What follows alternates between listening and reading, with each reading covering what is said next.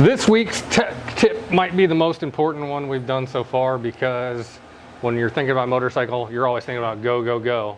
But there's one thing that's way more important than going, and that's stopping.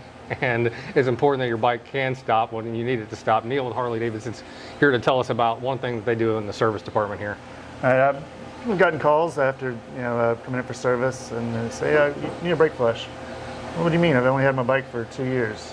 Some of this brake fluid absorbs water. One of our first tests is to this handy dandy device here.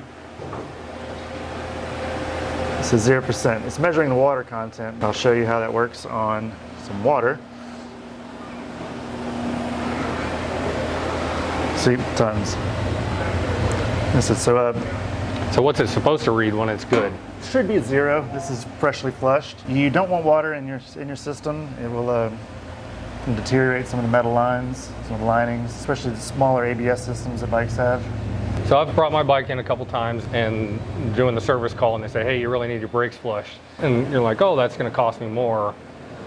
But it's something you really, really, really need to do when it's due, right? Right. Bikes live a little bit harder life than a car. Need to be serviced a little more often. So when I only have 2 wheels, I want all the safety features that I can get. These are about $100. Most of your higher end places will have them, car dealerships and places like that. You'll see some of them peeling. That's just improper installation. You guys want to check it. To me, if it's peeling, something's getting out, that means something's getting in. Stopping is more important than going. That's what's going to save your life. All right, cool. So when you get that call from your Harley tech who says you need your brakes flushed, you need your brakes flushed, take care of it.